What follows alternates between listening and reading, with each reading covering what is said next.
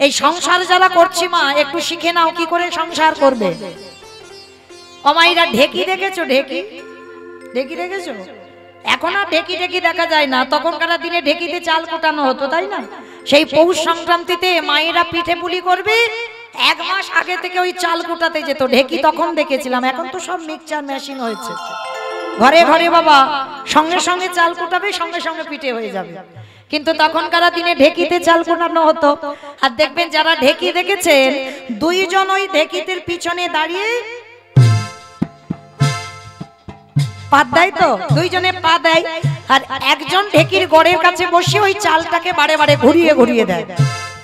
তা এইবার এক সংসারী মা চাল কুটাতে গেছে, তার স্বামী এসে বলছে, হ্যাঁ গো গিন্নি, তুমি তো চাল কুটাতেই ব্যস্ত, হ্যাঁ গো আমি অফিসে যাবো, রান্না বান্না করেছে তো? বলছে, স্বামী আজকের আমি বড্ড চাপে আছি, ওই টেবিলে রাখা আছে, তুমি আজকের একটু বেড়ে খেয়ে নাও। আমার একটু পরে ছেলে এসে বলছে, ও মা স্কুলে যাব তো, আমার জামা কাপড় কই? এদিকে কিন্তু কাজ চলছে, কিন্তু মা ছেলে যেই না বলেছে, মা বলছে, খোকা আল্লাহতে ওই তো জামাটা রাখা আছে বাবা, তুই একটু আল্লাহ থেকে পড়ে তুই চলে যা। এতগুলো কথা বলছে, বলো তো মা মন কোথায় আছে? মন নাকি ফোনের দিকে? কলিযুগ তো, মন আছে ঢেকির গড়ের দিকে, তাই তো? মন কিন্তু ছেলের দিকে যায়নি, মন স্বামীর দিকে যায়নি। আর যদি মন ছেলে বা স্বামীর দিকে চলে যেত, তাহলে ওই যে ঢেকিটা হাতে পড়তো, আর হাতে পড়লে নিতাই গৌর প্রেমানন্দে হরি বল হরি বল হরি বল। তালি মাইরা মনটা গড়ে রেখে দেহটা ছেলে পুলে নিয়ে মানুষ করছো, তাহলে সংসারে যারা করছো, ওই ঢেকির গড় সমান গোবিন্দের চরণ, ওই গোবিন্দ চরণে মন প্রাণ দিয়ে যদি একবারে দেহটা ছেলে স্বামীর দিকে দিয়ে তোমরা সংসার করতে পারো, মানে ঢেকির গড়টাকে ভগবানের চরণ করেছে। বলছি ওই ঢেকির গড়ে যেমন মন দিয়ে সংসার করছো, ওই ঢেকির গড় সমান আমার গোবিন্দ চরণ। আর ওই গোবিন্দ চরণে দিয়ে কেউ যদি বাবা দেহটা সংসারে দিয়ে সংসার করে, তারই অচিরে কৃষ্ণ প্রাপ্তি হইব। নিতাই গৌর হরি বল হরি বল। কৃষ্ণ সেবা করলে অচিরে কৃষ্ণ প্রাপ্তি হইব। আস্তে এই যে কৃষ্ণ কলিযুগে গৌর হলো, কার ডাকে এসেছিল? শান্তিপুরের মাটিতে পুরো অদ্বৈত আচার্য গোসাই। আচ্ছা বাবা, এখানে আমাদের প্রত্যেকের জানার প্রশ্ন, পৃথিবীতে হাজার হাজার ভক্ত আছে, লাখ লাখ ভক্ত আছে, কোটি কোটি ভক্ত আছে, ভক্তের অভাব নাই। তাহলে এত ভক্ত থাকা সত্ত্বেও শান্তিপুরে বুড়ো মালির ডাকে কেন আসতে হচ্ছে? এই যে শান্তিপুরে বুড়ো মালির ডাকে এলো কেন জানো? আগে জানতে হবে মা, এই বুড়োটার মধ্যে কতটা পাওয়ার বা কতটা ক্ষমতা ছিল, যার জন্য তো বৃন্দাবন থেকে কৃষ্ণকে কলিযুগে গৌর করে টেনে আনলো। তাহলে আজকে চলো আমরা জানবো এই বুড়ো মানুষটার যে শরীরে এতটা ক্ষমতা, এতটা পাওয়ার ছিল, ওই বুড়ো মানুষটা কে ছিল? যার একটা নাম হচ্ছে মা মৃত্যুঞ্জয়। বাবা মৃত্যুঞ্জয় কাকে বলে? কালী ঠাকুর। কালী ঠাকুর ভোলানাথ। বাহ, শিব ঠাকুরের একটা নাম হচ্ছে মৃত্যুঞ্জয়। কেন? এই জগতে বাবা যত দেব দেবী দেখবেন, সবাইকে কিন্তু দেহত্যাগ করতে হয়েছে। এমনকি ভাগবত আখ্যা দিয়েছে, আমার ভগবান কৃষ্ণকে জরা ব্যাধির তীরে 125 বছর বয়সে দেহত্যাগ করতে হলো। কিন্তু শুধুমাত্র একজনই দেবতা দেহত্যাগ করেনি, তিনি হলেন পরম বৈষ্ণব বাবা ভোলানাথ। সত্যতে শিব ছিল, ত্রেতাতে শিব ছিল, দাপরেও শিব ছিল, আর কলিযুগের মাটিতে হয়েছে বাবা অদ্বৈত আচার্য গোসাই। তাহলে আজকে আমাদের জানার বিষয়, এই জগতের সংসার মাঝে যিনি তিন যুগে শিব হলো, কলিযুগে বাবা কেন শিব হলো না? কি তার অপরাধ? কিসের জন্য কলিযুগে শিব রূপটা ধরে আসতে পারছে না? যতই আপনারা শিব চতুর্দশী করেন, যতই বাবার মাথায় জল দেন, বাবা কিন্তু কলিযুগে শিব রূপ ধরে আসেন। ওটা সত্য যুগে ছিল, ত্রেতা যুগে ছিল, দাপরে ছিল, কিন্তু কলিতে নয়। কলিতে হলো অদ্বৈত আচার্য গোসাই। তাহলে এই যে কলিযুগে শিব হলো না, কারণটা কি? এই কারণের কথা জানতে গেলে মা সবাইকে একটুখানির জন্য যেতে হবে আমাদের মহাভারত। কারণ ঘটনাটা তো ঘটে গেছে বাবা মহাভারতে। মহাভারতে না গেলে তো আমরা জানতেই পারবো না কিসের জন্য কলিযুগে বাবা আসতে পারছে না শিব রূপ ধরে। চলো একটু মহাভারতের পাতায় গিয়ে আমরা খোঁজটা নিয়ে আসি। এই মহাভারত যারা পড়েন বা যারা শোনেন তারা জানবেন যুধিষ্ঠির মহারাজ করেছিল বাবা রাজস্বী যজ্ঞ। এই রাজস্বী যজ্ঞে ভগবান কৃষ্ণ সবাইকে দায়িত্ব বুঝিয়ে দিয়েছিল। আর যুধিষ্ঠির দাদা বলেছিল, কৃষ্ণ কৃষ্ণ এই যজ্ঞ মাঝে তুমি তো সবাইকে দায়িত্ব বুঝিয়ে দিচ্ছ, ও কৃষ্ণ তুমি নিজে কোনো কাজ করবে না? ভগবান আমার মৃদু হেসে বলেছিল, জানো দাদা আমি তো সবাইকে একটা করে কাজ দিয়েছি, আর জানো দাদা আমি তো আমার জন্য আলাদা করে দুটো দায়িত্ব ফেলে রেখেছি। সে কি? সবাইকে একটা করে কাজ কৃষ্ণ, তুমি তোমার নিজের বেলা দুটো কাজ, কি কাজ করবে কৃষ্ণ? বলে জানো দাদা এই যজ্ঞে যত যত ভক্তরা আসবে আমি কৃষ্ণ দয়াময় হয়ে সবার প্রথমে আমি নিজের হাতে তাদের চরণ দুগল আগে ধৌত করে দেব। চমকে উঠেছে যুধিষ্ঠির দাদা, অসম্ভব কৃষ্ণ, এ জগতে কেউ জানুক না জানুক আমি জানি তুই কি আর আমি কে। আর তুই কিনা যজ্ঞে যত যত ভক্তরা আসবে, কে নিচু জাত কে উঁচু জাত, জাতের ঠিক নেই, তুই সবার পা ধোবাবি। ভগবান হেসে বলেছিল, দাদা কোন কালেই তোমার জাতের বিচার ছিল না। এই জাতের ভেদাভেদটা বাবা মানুষ করে, এই জাতের বিচারটা আমার ভগবানই কোনোদিন করেনি। ভগবান যদি করতো বাবা মলয় চাঁদ কাজী যে বিধর্মী মুসলমান তাকে তো উদ্ধার করতো না। মহাপ্রভু নগর ভ্রমণে যেত, পিপাসা পেয়েছে, কাজীর বাড়িতে গিয়ে জল চেয়েছে, কাজী দিতে চাইছে না, কারণ মুসলমান তো তেমন ভালো গ্লাস নেই যে ভগবানকে একটু খেতে দেবে। মহাপ্রভু বলেছিল, কাজী তুমি যে গ্লাসে জল খাও ওই গ্লাসে জল আমায় দাও। এই হলো আমার ভগবানের চরিত্র। ভগবান কোন জাতের ভেদাভেদ করে না, কে নিচু জাত কে উঁচু জাত, এটা আমার ভগবানের বিধান নয়, এটা মানুষ বিধান করে, মানুষের বিধান, মানুষের বিচার। তো আজকের ভগবান কৃষ্ণ বলছে, দাদা আমি যারা যারা যজ্ঞে আসবে সবার আগে আমি পা ধোবাবো। আমায়রা ভগবান পা ধোবাচ্ছে কেন? নিজে আচরি ধর্ম জীবেরই শেখায়, নিজে না করলে ধর্ম জীবকে শেখানো না যায়। ভগবান নিজে আগে আচরণটা করে দেখিয়েছে যে তোরাও আমাকে দেখে শেখ। আছে বাবা এখনো অনেক ভক্ত তৈরি হয়েছে। এই যে আপনাদের গ্রামে যখন এলাম না, আমার মতো অধম কীর্তনিয়া, আমার মতো পাপী আর জগতে কেহ একজনও না।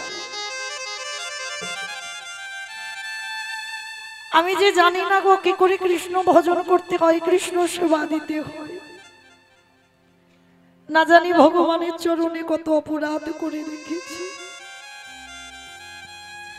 কিন্তু আসার সঙ্গে সঙ্গে আমার এই যতগুলো দিদি ভাই এই কমিটিতে যুক্ত আছে, আমার মতো অধম কীর্তনিয়া চরণ যুগল সবার আগে ধৌত করে দিয়েছি। হৃদয়ে প্রেম ভক্তি তো নাই, তবু যতটুকু আছে আমার রাধা রানীর কাছে জানিয়েছি, রাধে ওই ভক্তদের মনোবাসনা যেন তুমি পূরণ করে দিও। নিতাই গৌর প্রেমানন্দ, হরি বল হরি বল হরি বল। তাই তো ভগবান কৃষ্ণ জগৎকে শেখাচ্ছে, জগৎ যদি তোদের দুয়ারে কোনোদিন সাধুগুরু বৈষ্ণব ভক্ত যদি আসে, মায়েরা সবার আগে আমাদের মনুষ্য জীবনে কর্তব্য বসতে দেওয়ার আগে আগে সাধুগুরু বৈষ্ণবরা এলে সবার আগে দুটো চরণ যুগল ধৌত করাতে হয়। আর যদি সাধুগুরু বৈষ্ণব বছরন্তর না পান, যে যার ঘরের বাবা মা তো আছে, যে যার ঘরের শ্বশুর শাশুড়ি তো আছে। আমি কথাটা বললে বাবা অনেক জায়গায় অনেক ভক্তরাই হেসে কথাটা উড়িয়ে দেয়, কিন্তু আমি হাসির কথা বলছি না বাবা। ওই দুটো চরণ খুব মূল্যবান চরণ। যদি বলেন এটা কীর্তনিয়া মৌমিতা বলছে না, আমার কথা না, আমি বলছি না। ভগবান কৃষ্ণ সুদামাকে বলেছিল, সুদামা এ জগতে সবথেকে প্রথম গুরু হচ্ছে যে যার ঘরের বাবা মা। কারণ প্রথম শিক্ষাটা যদি কেউ সৎ শিক্ষা দিয়ে থাকে সেটা আমাদের বাবা মা। তাহলে প্রথম গুরু হলো যে যার ঘরের বাবা মা, তারপরে গুরু হলো শিক্ষা গুরু, দীক্ষা গুরু, তারপরে গুরু হলাম আমি ভগবান। আমাইরা কই ভগবান তো একবারও বলেনি সবার আগে আমি বড় গুরু, সবার আগে বাবা মাকে জায়গাটা দিয়েছি। ভগবান বললেন যেতে হবে না বৃন্দাবন, যেতে হবে না নবদ্বীপে, যেতে হবে না হরিদ্বার, কোথাও যেতে হবে না, যদি তুই ঘরের ভগবানকে সেবা দিতে পারিস। জীবিত ভগবানকে সেবা দে। আর এই জীবিত ভগবান হচ্ছে আমাদের যে যার ঘরের বাবা মা। মায়েরা একবার অনুভব করে দেখেন তো, আমার কথা শুনতে হবে না, একটু নিজেরা বিবেক দিয়ে একটু বিচার করে দেখেন। ভগবানকে সিংহাসনে রেখে কত ফুল দিয়ে সাজিয়ে কত ধুমধাম করে পূজা অর্চনা করছো, ভগবানকে কত ভালো ভালো ডালা দিয়ে খেতে দিচ্ছ। হ্যাঁ গো, যে মা 10 মাস কত কষ্ট করে তোমায় গর্ভে ধরে রেখেছিল,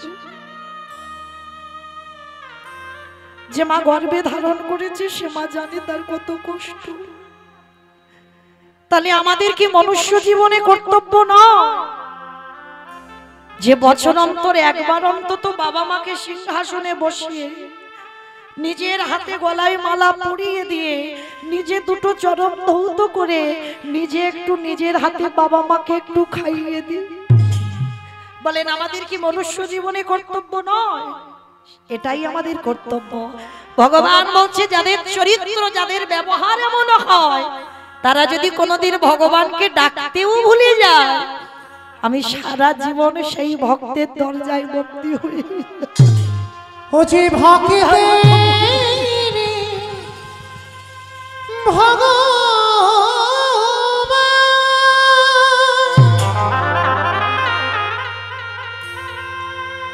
ওছে ভক্ত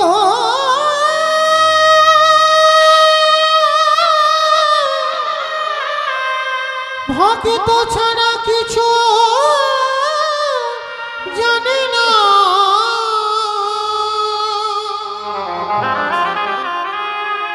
তাই তো যুগে যুগে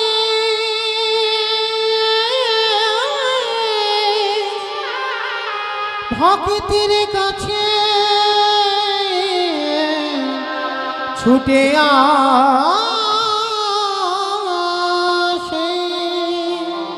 ভগবান শুধু পা ধোয়ালো না, আরো একটা কাজ করেছিল। কি কাজ জানো?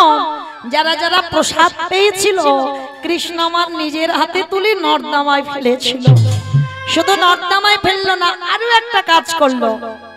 ওই ভক্তরা যখন প্রসাদ পেয়েছে, মা একটু করে পাতাতে লেগে আছে না, কৃষ্ণ আমার ওই একটু করে এঁঠো নিয়ে ভগবান নিজের সারা অঙ্গে মাখছে।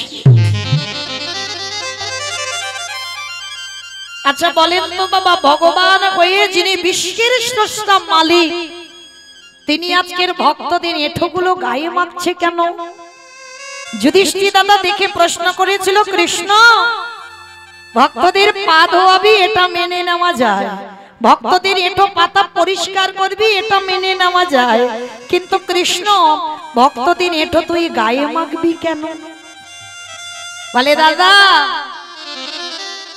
এ যে হলো আমার কর্মফল,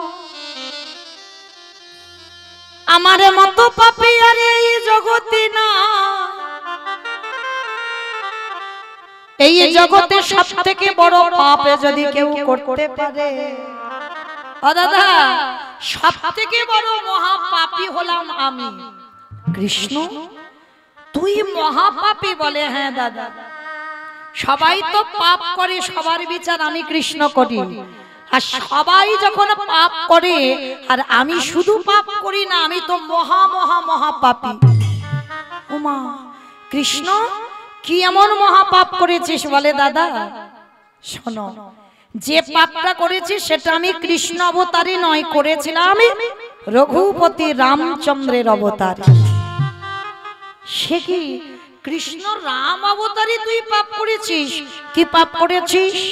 বলে দাদা, আমি নিজের হাতে একটা মণিপুত্রকে হত্যা করেছি। মণিপুত্র সেটা কে? বলে সেটা হলো বিশ্বের সবার মনির ছেলে, যার নাম হচ্ছে রাবণ রাজা। আর যেই না রাবণ নামটা শুনেছে বাবা যুধিষ্ঠির দাদা চমকে কৃষ্ণ রাবণ, ওই রাবণের মতো দুরাচার, রাবণের মতো পাপিষ্ট, তাকে মারলে জীবনে পাপ হয়? কে গো মায়েরা, আপনারাই বলেন, রাবণ ভালো লোক ছিল না খারাপ লোক ছিল গো? ভালো লোক ছিল। বাহ, মানে কীর্তন শোনে, কীর্তন বোঝে, তাই না? অনেক অনেক মানুষের দেখবেন বাবা, বাইরেটা দেখলে মনে হয় লোকটা ভালো লোক নয়, মানে বাইরেটা এমন বাবা, তার চরিত্র এমন, স্বভাব দেখলে মনে হয় খুব রাগী মানুষ, কিন্তু যখন তার সঙ্গে মেলামেশা করবেন তখন বুঝতে পারবেন তার হৃদয়টা কতটা ভালো, কতটা নরম। তো রাবণের চরিত্রটা ঠিক এমনই ছিল মা, বাইরেটা খুব কঠিন কিন্তু ভিতরটা এতটাই নরম। লঙ্কার মাটিতে যদি ভক্ত থাকতে হয় একজনই ছিল, সেটা হলো আমার এই রাবণ রাজা। অনেক অনেক ভক্তরা প্রশ্ন করবে, মৌমিতা রাবণ যদি ভক্ত হলো, যে রাবণের একটা নয়, দুটো নয়, তিনটে নয়, 10,000 বউ ছিল।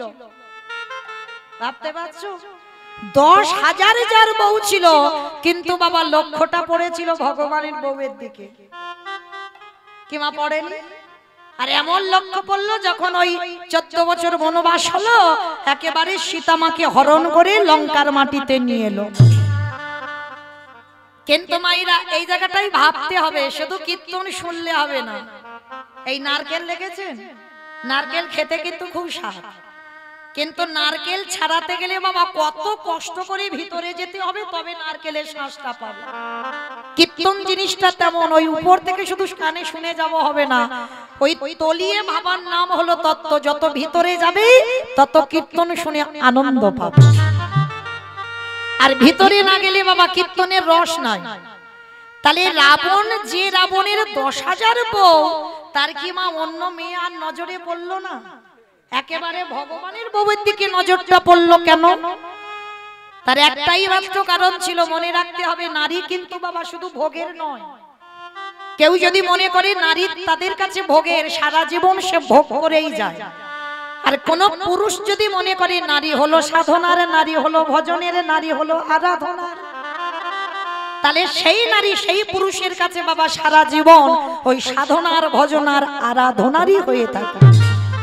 দেখেন, যেদিন অসুরীদের অত্যাচারে দেবতারা স্বর্গ ছাড়ে, যেদিন মা দশভুজা যদি 10 হাতে নিধন না করত, তাহলে দেবতারা যেত কোথায়? কি বাবা, যারা মহালয় দেখেছো, দেবতাদের তেজ দিয়ে নারী সৃষ্টি করতে হয়েছিল, পুরুষ নয়। তাহলে নারী যদি মনে করি বাবা পৃথিবীটাকে লয় প্রলয় করে দিতে পারে, ওলট পালট করে দিতে পারে, নারী সাধনার, নারী ভজনার। আর মনে রাখতে হবে মা, নারী যদি পুরুষের মামে না থাকে, পুরুষ কোনোদিন শক্তিমান হবে না। দেখেন, কৃষ্ণ ভজন করতে গেলে, কৃষ্ণ চরণ পেতে গেলে সব নারীর দরকার। দেখেন, বিল্লমঙ্গলে চিন্তামণির চরণ ভজন করে একজন পতিতা নারী বারবনিতা। বিল্লমঙ্গল একটা ব্রাহ্মণের ছেলে হয়ে একটা পতিতাকে ভালোবেসে এমন প্রেমে মগ্ন হলো, এমন প্রেম করলো, সেটা বাবা শেষের দিনে ভগবানের চরণ প্রাপ্তি হয়ে গেল। তবে বাবা মনে রাখতে হবে, এই জগতে আপনাদের আমাদের মতো প্রেম নয়, এগুলো তো বাবা সব কামের খেলা, চাওয়া পাওয়ার খেলা। আত্রেন্দ্রিয় প্রীতিবাঞ্ছা তারি বলে কাম, কৃষ্ণেন্দ্রিয় প্রীতিবাঞ্ছা ধরে প্রেম নাম। আপনাদের আমাদের প্রেম ভালোবাসাগুলো কামের ভালোবাসা, কিন্তু তোমার দেহের প্রত্যেকটা অঙ্গ যদি গোবিন্দ সেবায় লাগাও আর সেই দেহ নিয়ে যদি কারোর প্রতি তোমার প্রেম থেকে যায়, সেটাই হবে তোমার কৃষ্ণেন্দ্রিয় প্রীতিবাঞ্ছা। মানে কৃষ্ণের ইচ্ছাই তুমি তারে ভালোবেসেছো, তোমার দেহ দিয়ে ন। তা সেটা মা জগতে বড় দুর্লভ, এখন আর পাওয়া যায় না। পেয়েছিল এই বিল্লমঙ্গল চিন্তামণির চরণ ভজন করেছিল। দেখেন চণ্ডী ঠাকুর একটা ব্রাহ্মণের ছেলে হয়ে একজন ধোপার মেয়ে, তাই তো কি গো, ধোপার মেয়ে রজকিনী, রজকিনীর চরণ ভজন করে পেয়ে গেল গোবিন্দ চরণ। আবার দেখেন জয়দেব গোস্বামীর স্ত্রী পদ্মাবতী, পদ্মাবতীর চরণ সেবা করে জয়দেব গোস্বামী পেয়ে গেল ভগবানের চরণ। ভরি ভরি প্রমাণ রয়েছে বাবা, নারী শুধু ভোগের নয়, নারী সাধনা। তাই তো রাবণ রাজা সীতামাকে চালাকি করে চুরি করলো। কেন চুরি করেছিল জানো? তার একটাই মাত্র কারণ ছিল, তা মন্দোদরী যখন একেবারে পাগলিনীর মতো কাঁদছে, কারণ স্বামী তো, আর পঞ্চসতীর মধ্যে মন্দোদরী একটা সতী। স্বামী জগতে এত নারী ছিল, তোমার পছন্দ হলো না, একেবারে ভগবানের বউ টেনে আনতে হলো। আবার টেনে আনলে তো আনলে, আবার চেরিরা ওই সীতামাকে ধরে মারছে। রাবণ রাজা কথা বলতে বলতে মা সীতামাকে একবার মা বলে ফেলেছে, আর যেই না মা বলে ফেলেছে সঙ্গে সঙ্গে ওই মন্দোদরী মা চমকে উঠেছে। সীতামা তোমার মা? বলে আরে পাগলি, সীতামা তো আমার মা। তা হ্যাঁ গো স্বামী, যাকে মা বলো তাকে ওই রকম চেরিরা ধরে ধরে মারছে কেন? মাকে কেউ ধরে মারে? বলি ওগো মন্দোদরী, সীতামা হলো আমার ভব পারাপারের তরণী। বাবা তরণী মানে কি মা? নৌকা। আচ্ছা ধরো নদীর ঘাটে একটা নৌকা কেউ বেঁধে রেখেছে, আর বাবা কেউ খেতে গেছে, হয়তো কোথাও ঘুরতে গেছে বা বিশ্রাম নিতে গেছে, হঠাৎ যদি কেউ বড় একটা পাথরের টুকরো নিয়ে এসে বেশ করে নৌকাতে মারে, মানে নৌকাটা ভাঙচুর করতে চাইছে। আচ্ছা বাবা, যদি একবার মাঝির কানে চলে যায়, মাঝি ছুটে দেখতে আসবে না তার নৌকা থেকে মারে? দেখি আমা, বুঝতে পেরেছো তত্ত্বটা? মন্দোদরী মা বুঝতে পারছে না, তোমরা বুঝতে পেরেছো, কিন্তু মন্দোদরী বুঝতে পারছে না। বলে স্বামী একটু পরিষ্কার করে আমায় বলো না, আমি বুঝতে পারছি না। বলে ওগো মন্দোদরী, সীতামা যদি আমার নৌকা হয়, আর এই নৌকাটাকে চালায় বলো আমার রঘুপতি রামচন্দ্র, আর এই চেরিরা হলো এক একটা পাথর রূপী, ওই যতবার নৌকার গায়ে আঘাত করবে, যদি একেবারে কৃপা করে ওই নৌকার ক্রন্দন ধ্বনি যদি মাঝির কানে পৌঁছে যায়, মাঝি কি আর থাকতে পারবে? ওই সাথে সমুদ্র 13 নদী পার করে এই সোনার লঙ্কায় আসবে। মন্দোদরী বুঝতে পেরেছো? আমা অনেকে বুঝতে পারছেনি, আরো একটু পরিষ্কার করে বলি। লক্ষ্য করেন যারা যারা সিনেমা ভালোবাসে, আমার এরা সিনেমা দেখো তো? আচ্ছা সিনেমা বাদ দাও, সিরিয়াল দেখো, ওইটা তো দেখবেই। আচ্ছা যারা যারা সিরিয়াল দেখো মা, বলো তো শুধু নায়ক নায়িকা থাকলে কি জমজমাট হবে? একটা ভিলেন লাগবে, আর যখন ওই মারামারি হবে, পেটাপেটি হবে, খুনোখুনি হবে, তখন দেখবে সিরিয়ালটা জমে উঠেছে, তাই না? আচ্ছা যখন কিছুতেই নায়ককে জব্দ করা না যায়, তখন ভিলেন কি করে? নায়িকাকে চুরি করে। আর নায়িকাকে যদি একবার চুরি করা যায়, আর কি বাবা নায়কের কাছে ভিলেনকে যেতে হবে? 10 তলা বিল্ডিং থেকে ঝাঁপিয়ে নায়িকার কাছে যাবে না? কিমা সিরিয়াল সিনেমাতে হয়তো দেখেন তত্ত্বের দিকে তাকিয়ে, ওই সীতামা যদি নায়িকা হয়, আমার রামচন্দ্র যদি নায়ক হয়, আরে রাবণ যদি ভিলেন হয়, কিছুতেই তো জব্দ করতে পারছে না নায়ককে। আর জব্দ যখন করতে পারছে না, আমার ভিলেন মনে মনে চক্রান্ত করলে একটা কাজ করতে হবে, নায়িকাকে চুরি করব। এইবারে নায়িকাকে চুরি করে এনেছে। এইবারে সীতারূপী নায়িকাকে যত কষ্ট দেয়, যত ব্যথা দেয়, যত বেদনা দেয়, আরে যত নায়িকা নায়কের নাম ধরে কাঁদে, আরে কি আমার নায়ক থাকতে পারবে? ছুটি আসবে সোনার লঙ্কার মাটিতে মন্দোদরী, যেদিন আমার প্রভু রাম আসবে, সেদিন যদি আমার রাজ্যে খরা দেখা দেয়। বাবা, খরা মানে কি? বৃষ্টি না হলে, অনেকদিন বৃষ্টি না হলে তাকে খরা বলে। বছরের পর বছর বৃষ্টি হচ্ছে না। তা রাবণ বলছে, যেদিন আমার প্রভু আসবে, সেদিন যদি খরা দেখা দেয়, সেদিন তুমি কি দিয়ে তার চরণ ধোয়াবে? জল তো পাবে না, আর কেঁদে কেঁদে চোখের জল অপচয় করে দিচ্ছ। কাজে জল ফেলছো না, বেকাজে জল ফেলছো। তাহলে হ্যাঁ গো মন্দোদরী, তোমার মতো আমি বোকা নয়, আমি কিন্তু কাঁদি না। আমি জলটা আটকে রেখে দিয়েছি, কেন জানো? যেদিন আমারে প্রভু রাম আসবে, সেদিন আমি কি করবো জানো? আমার চোখের জলে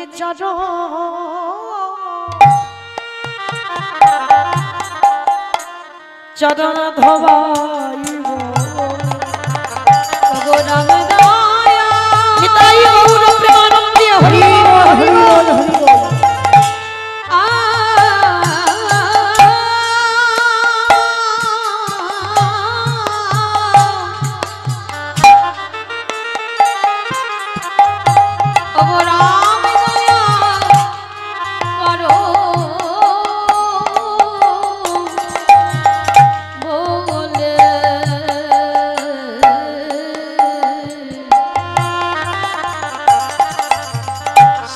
চোখের জলে চরণে ধোয়াইব। তাহলে দেখেন মা, রাবণ রাজার হৃদয়ে কতটা প্রেম ছিল। আর সেই রাবণকে মেরেছিল বাবা অকাল বোধন দুর্গা পূজা করে। যে দুর্গা পূজা হয়ে গেল, ওই পূজাটা তো রাম করেছিল রাবণকে মারবার জন্য। আর রাবণকে যখন নিধন করলো, রামচন্দ্রের মাথা থেকে পা পর্যন্ত সব পাপী হয়ে গেল। সেই পাপ কবে ধুচ্ছে? কৃষ্ণ অবতারে যুধিষ্ঠির রাজস্বই যজ্ঞে। আমাইরা বুঝতে পেরেছো? তাহলে যেখানে ছিলাম আবার ঘুরে ফিরে সেখানে চলে এলাম। এবার যুধিষ্ঠির যজ্ঞে ভগবান কৃষ্ণ পা ধোয়ার দায়িত্বটা নিয়েছে। একেবারে প্রথম দরজায় কৃষ্ণ জল নিয়ে ঘটি নিয়ে দাঁড়িয়ে আছে। অগ্নিদেব, পবনদেব, বরুণদেব, ইন্দ্র, ইন্দ্রাণী, ব্রহ্মা, সাবিত্রী, শিব, দুর্গা সব পরপর লাইনে আছে। আর কৃষ্ণ পা ধোয়ায় আর যজ্ঞের ভিতরে ঢোকায়।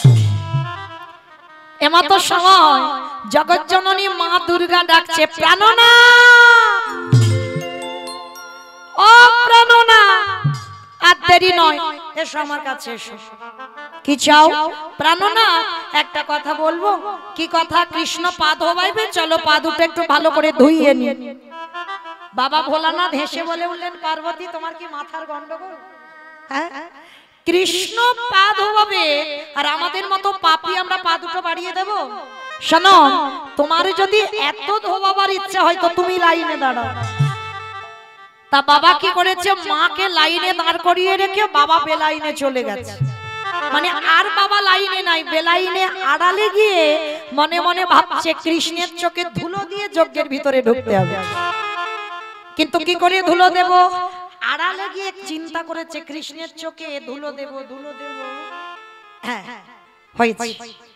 ভোলানাথ কি করেছে জানো মা? দুম করে একটা কুকুর হয়ে গেছে। আর কুকুর রূপটা ধারণ করে পিছন থেকে মনে মনে করছে ওই যখনই নিচু হয়ে পা ধোয়াবি, পায়ের তলা থেকে গলে চলে যাবে। কিন্তু মা বৈষ্ণব হলে কি হবে? এই জায়গাটা বাবার একটু ভুল হলো। কি ভুল জানো? মানুষ মানুষকে ঠকাতে পারে, মানুষ মানুষের সঙ্গে চালাকি করতে পারে, কিন্তু ওই যে ছেলেটা মাসিটা ধরে আছে, অত সোজা, অত সোজা নয়। কে কীর্তন শুনছে, কে শুনছে না, কে গল্প করছে, কে হাসছে, কে বসে বসে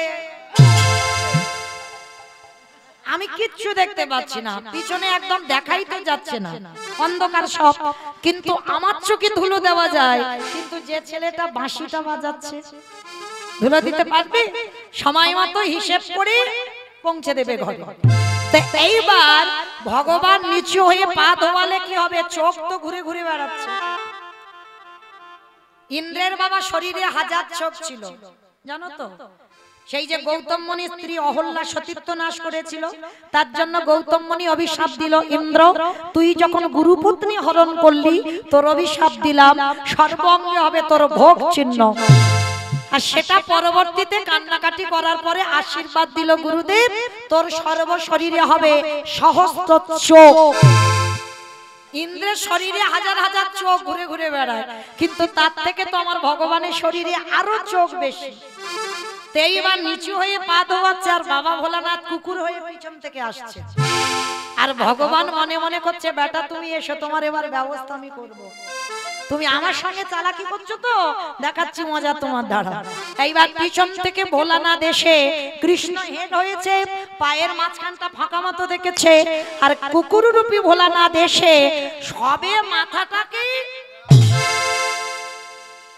আর যেই না দেওয়া ভগবান কৃপাময় চালাকি করে দুটো হাঁটু নিয়ে কুকুরের কানের কাছে চেপে।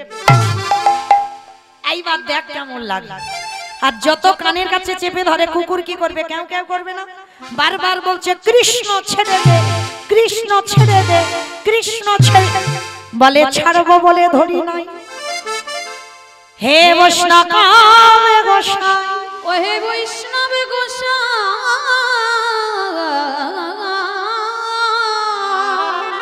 তোমার মতো বৈষ্ণবীর দুটো চরণ ধোয়ালে বোধহয় কম হতো। তাই তো কৃপা করে করুণা করে তুমি আমার জন্য আরো এক্সট্রা দুটো জুড়ে দিয়েছো। বুঝতে পেরেছো? শিব ঠাকুরের কটা পা? দুটো। আর কুকুরের কটা? 5টা পা হবে কেন? ওটা তো লেজ। কুকুরের 4টে পা আর শিব ঠাকুরের 2টো পা। ভগবান বললে, হে বৈষ্ণব, রাবণকে মেরে যে পাপ করে রেখেছি, তোমার মতো বৈষ্ণবের 2টো পা ধোয়ালে বোধহয় আমার কম হবে। ওই জন্য তো তুমি বুঝে সুঝে আমার জন্য আরো এক্সট্রা 2টো জুড়েছ। এবারে দাও দাও চলো, পাওয়া দাঁড়িয়ে দাও, নিতাই গৌর হরে।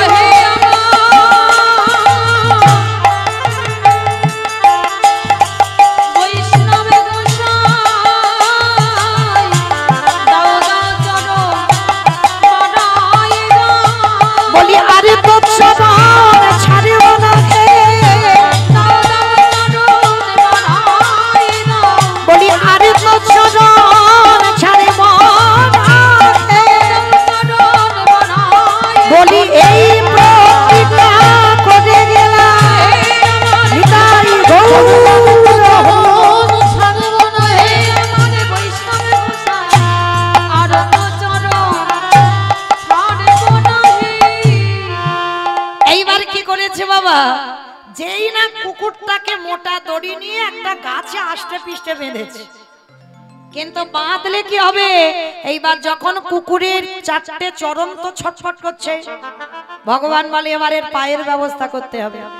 মোটা দড়ি নিয়ে কুকুরের 4টে পা এক জায়গা বেঁধে দিয়েছে। আর যেই পা বেঁধে দিল, আর কুকুর কিছু করতে পারবে? শুধু ধুলায় গড়াগড়ি দেয় আর নয়ন জলে কাঁদে। কৃষ্ণ, আমি কান বলছি, নাক বলছি, জীবনে আর এই ভুল করব না, তুই আমায় ছেড়ে দে। চুপ।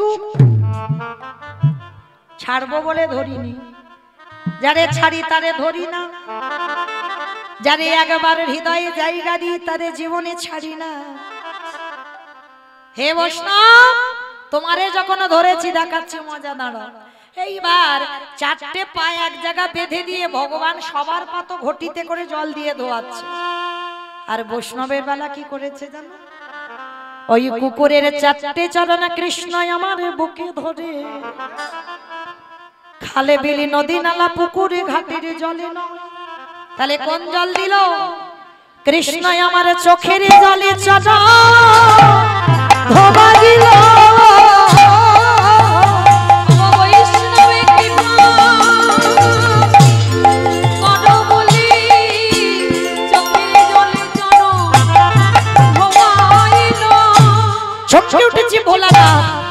কৃষ্ণ তোর মতো ভগবানের চোখের জল আমার মতো কুকুরের পাই, তবে কৃষ্ণ তোর চরণ ছুঁয়ে আমি কথা দিলাম আগত কলিযুগে কোনদিন আমি আর শিগগিরি হব না।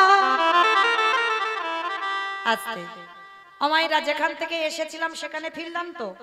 আমি বলেছিলাম কি সত্যতে শিব, ত্রেতাতে শিব, দ্বাপরে শিব, কিন্তু কলিতে শিব রূপটা ধরেনি। কি ধরেছে? অদ্বৈত আচার্য গোসাই। তাহলে মায়েরা যেখানে গিয়েছিলাম আবার সেখানে ফিরে এলাম, এইটুকু জানার জন্য একটু রামায়ণ মহাভারতে যেতে হলো, না হলে তো বুঝতে পারতাম না, পরিষ্কার হতো না। তো আজকে সেই ভোলা না রাজস্বী যজ্ঞে কৃষ্ণের চরণ ছুঁয়ে কথা দিল, কৃষ্ণ আগত কলিযুগে আমি শিবই নয়, আমি শান্তিপুরে নাভা দেবীর গর্ভে জন্ম নেব, আমার নাম হবে কমলাক্ষ, দীক্ষা নেবার পরে নাম হবে অদ্বৈত আচার্য। আর শোন, আমি 12 বৎসর তুলসী ভাসিয়ে তোকে আহ্বান করব, তুই বৃন্দাবন থেকে নদিয়ায় নামবি, আর তোর থেকে আমি 52 বছরের বড় হব, আর বড় হয়েও যেদিন তোর সঙ্গে প্রথম আমার এই নদিয়ায় সাক্ষাৎ হবে, এই যে রাজস্বী যোগী আজ তোর চোখের জল কুকুরের পাই পড়ল, এই কুকুর তোর কাছে যখন ঋণী হয়ে গেল, এই ঋণ আমি সেই দিন শোধ করব। কলিযুগে যেদিন তুই নিমাই পণ্ডিত হবি, সেদিন আমি অদ্বৈতাচার্য হব, যেদিন তুই আর আমি দুজনে মুখোমুখি হব, ওরে এমনি করে চাচা ধবাইব তাই গৌর হরি।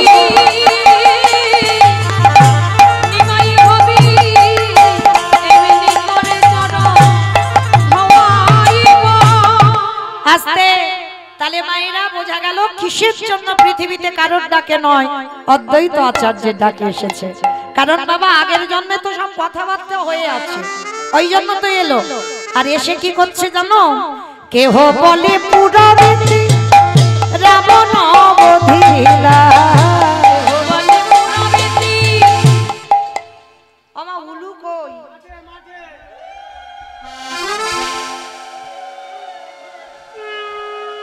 মাঝে মাঝে থেমে থেমে যাচ্ছে কেন? দাও একটু জোরে। কেহ বলে পুরাণেতে রাবণ বধিলা, কেহ বলে পুরাণেতে আমারে গোনামি,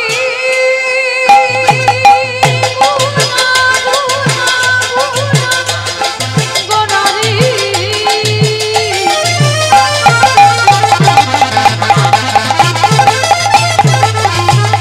গোনা গোনা গোনা গোনারি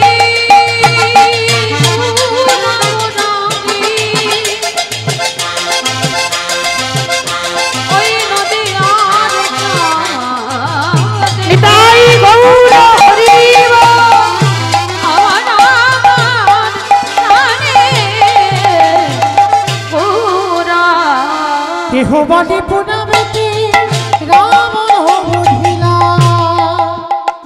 ওই না গোলকের বৈভব লীলা প্রকাশ করিলা, গোলকের বৈভব লীলা প্রকাশ করিলা, ওই গোলকের বৈভব লীলা প্রকাশ করিলা, গোলকের বৈভব লীলা প্রকাশ করিলা, শ্রী রাধারে ভাবে এবে গোডায় অবতার, রাধারে ভাবে রে গোরা বাবুতা, হরি শ্রী রাধারি ভাবে এবে গোরা জগতা, ওই রাধারে ভাবে রে গোরা বাবুতা, হরে কৃষ্ণ নামে গৌর করিলা প্রচার, ওই হরে কৃষ্ণ নাম করিলা প্রচার, ওই হরে কৃষ্ণ নাম গৌর হরিলা প্রচার, এইবারে লীলা প্রকাশ হলো, এইবারে লীলা প্রকাশ হলো, এইবারে লীলা প্রকাশ হলো, এইবারে লীলা প্রকাশ হলো, গোলকের বৈভব লীলা প্রকাশ করিলা, গোলকের বৈভব লীলা প্রকাশ করিলা, বাসুদেব ঘোষ কহে করি জোড়হা, করি জোড়হা আজ যে গৌর সেই কৃষ্ণ সেই তো জগন্নাথ।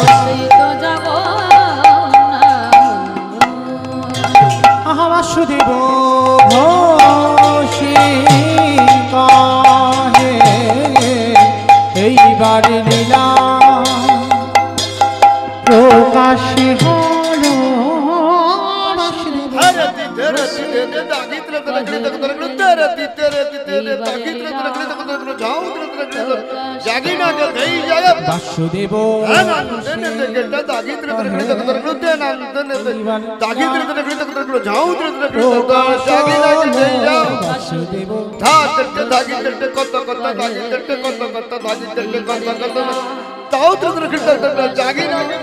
বাসুদেব ঘোষে কাহে এইবার লীলা প্রকাশ হলো এটাই গৌর প্রেমানন্দে হরি বল হরি বল বাসুদেব ঘোষে কাহে এইবার লীলা প্রকাশ রে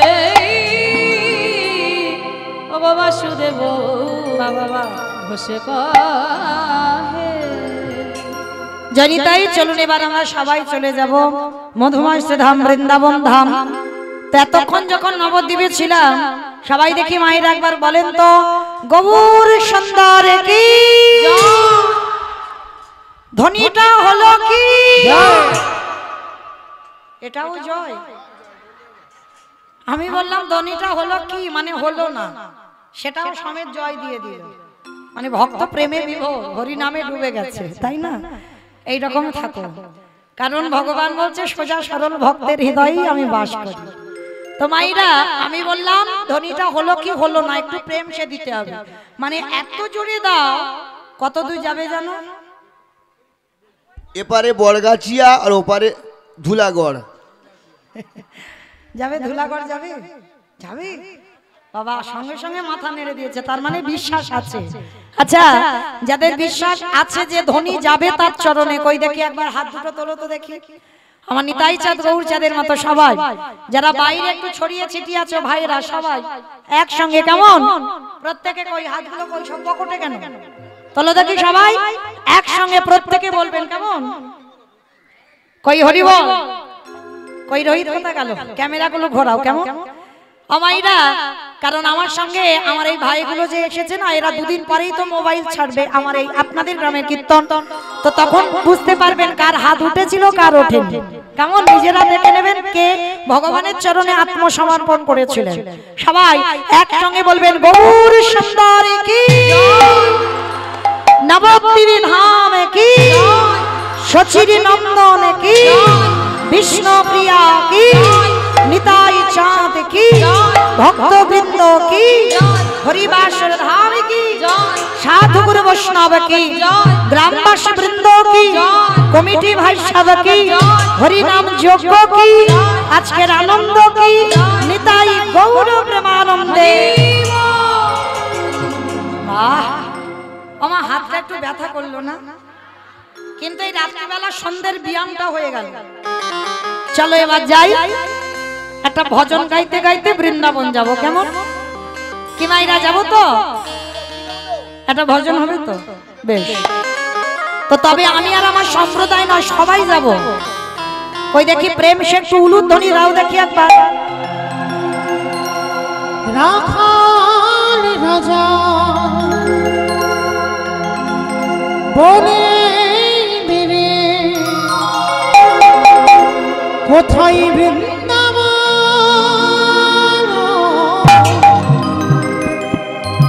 শ্যামীকুণ্ড রাধাকুণ্ড গিরি গোবরে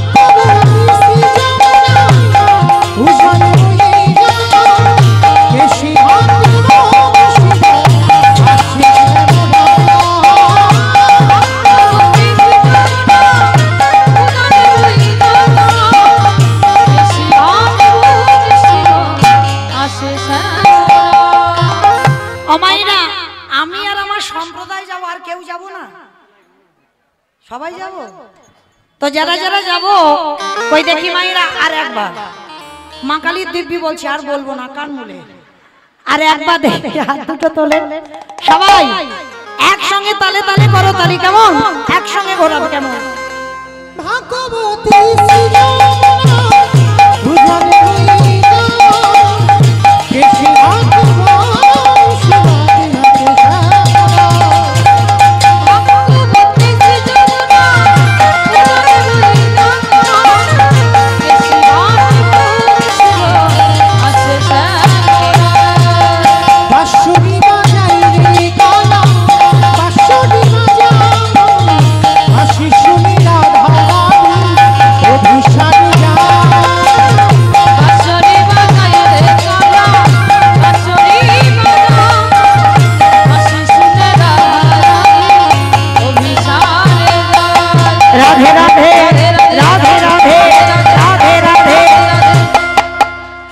আমার রাধে রাধে বলছো সব মনে মনে জোরে জোরে বলতে হবে তো জয় জয় রাধে রাধে राधे राधे राधे राधे राधे राधे वृंदावन में राधे राधे गोवर्धन में राधे राधे निधुवन में राधे राधे गली गली में राधे राधे स्नान गली में राधे राधे मान गली में राधे राधे बरसाना में राधे राधे राधा कुंड में राधे राधे श्याम कुंड में राधे राधे हरिद्वार में राधे राधे छोट से बोलो ठीक से बोलो काले वन में राधे राधे कमल वन में राधे राधे प्रेम से बोलो भाव से बोलो जोर से बोलो बाके बिहारी আখানি রাজা বলে রে কোথায় বৃন্দা হিতাই গৌর হরি রাধা কুন্দ শ্রী গৌরধা हरे कुंड राधा कुंड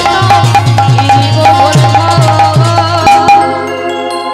प्रेम से बोलो राधा रानी की হলো না জয়টা ঠিক হলো না এই রাস্তার উপরে তো উঠলো না ধ্বনিটা আমাইরা তোমাদের এই গ্রামে শাশুড়ি বৌমাতে ঝগড়া টগড়া হয় না হয় না হয় বাবা আমার ভাইরা বলছে হয় তার মানে ওরাই জানে তো মাইরা তাহলে শাশুড়ি বৌমাতে ঝগড়া হলে যে গলাটা বার হয় একটু বের করো তো দেখি একটু জোরে দেবে গলাটা ছেড়ে দেবে কেমন বলো রাধা রানী কি তার মানে হয় বৃন্দাবনেশ্বরী কি যমুনা মাইয়া কি নন্দগাঁव की ऊंचा गाँवों की वर्षा नमो की भक्त वृंदों की हरिवासर धाम की साधु गुरु वैष्णव की अपन अपन गुरु चरण की कविटी यज्ञ की आज के आनंद की निताई गौर प्रेमानंदे পৌঁছে গেলাম আজকের আমরা সবাই বিষয়